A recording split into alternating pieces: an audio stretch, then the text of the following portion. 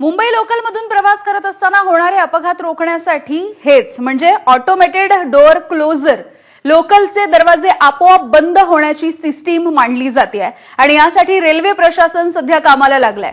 मात्र स्वतःहून बंद होणारे दरवाजे लावल्याच्या नंतर अपघातांना आळा बसेल का असा प्रश्न अनेक लोकप्रतिनिधींनी विचारलेला आहे। मनसेचे अध्यक्ष राज ठाकरे आणि शरद पवार यांच्या राष्ट्रवादीचे आमदार जितेंद्र आव्हाड यांनी या संकल्पनेला तीव्र विरोध केलाय।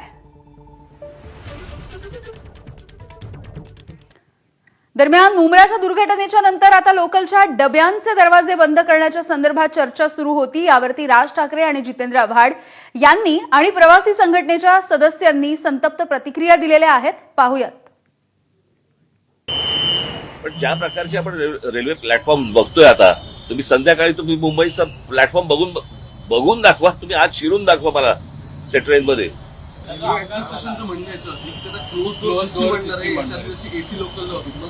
प्रश्न अहो कसे माणसं राहतील आतमध्ये गुदमरून मरतील, किती गर्दी असेल कल्पना आहे का तुम्हाला? कधी अजून किती मृत्यूची वाट बघायची? आणि ऑटोमॅटिक बंद दरवाजे हे कॉमन लोकलला इम्पॉसिबल आहे, सफोकेशन होईल आतमध्ये। अहो श्वास तर घ्यायला हवा तर आली पाहिजे। उगाच काहीतरी एक अपघात झाल्यानंतर हा काहीतरी विनोदी भाष्य करायचं की आम्ही रेल्वे म्हणजे दरवाजे बंद करण्याचा आमचा मानस आहे। दरवाजे कसे बंद होणार? दरवाजा बंद झाला तर श्वास कसा घेणार आतमधला माणूस? दार बंद केलं तर याच्यापेक्षा भीषण परिणाम होतील।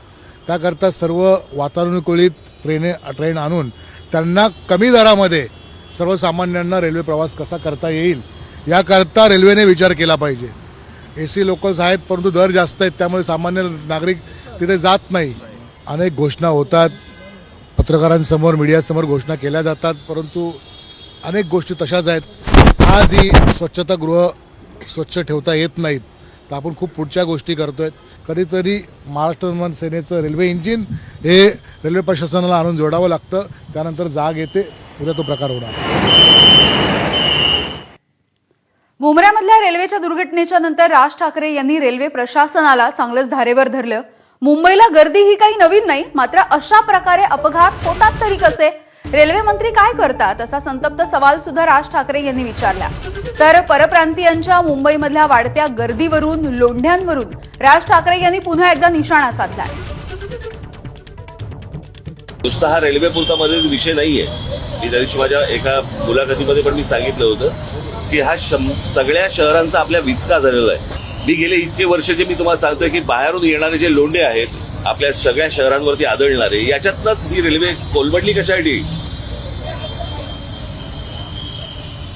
रेल्वेचा बोजवारा उडालेला आहे, सगळ्या अख्ख्या ट्रॅफिकचा बोजवारा उडालेला आहे। लोकांना चालायला फुटपाथ नाहीयेत, ट्रॅफिकसाठी वाहनांसाठी रस्ते नाहीयेत, कोण येतंय कोण जातंय माहिती नाहीये। नुसते तुम्हाला मेट्रो आणि त्या काय ते तुमचे बाकीच्या सगळ्या सोयी सुविधा करतात ना, ते काय मेट्रो आणि काय करतात ते मोनो रेल्वे, याने प्रश्न नाही सुटणार।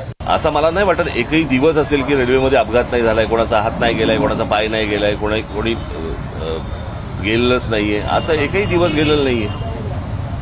म्हणजे प्रश्न असा आहे की ती रेल्वे चालते कशी, म्हणजे हे जगाला एक आश्चर्यच आहे। खरं तर अनेक वर्ष याच्यावरती अनेकदा मुंबईतल्या लोकांनी हा गोष्ट केंद्र सरकारला सांगितली की त्याच्यासाठी एक वेगळं महामंडळ तुम्हीच करा, ते रेल्वे मंडळच वेगळं करा, कळलं का? अजूनही काही होत नाहीये त्या सगळ्या गोष्टींसाठी। आणि रेल्वे मुळात एक गोष्ट आपण बघितली पाहिजे याच्यातनं की या शहरांचं सगळ्याच आपल्या शहरांचं काय झालंय। नुसता हा रेल्वे पुरता मध्ये विषय नाहीये।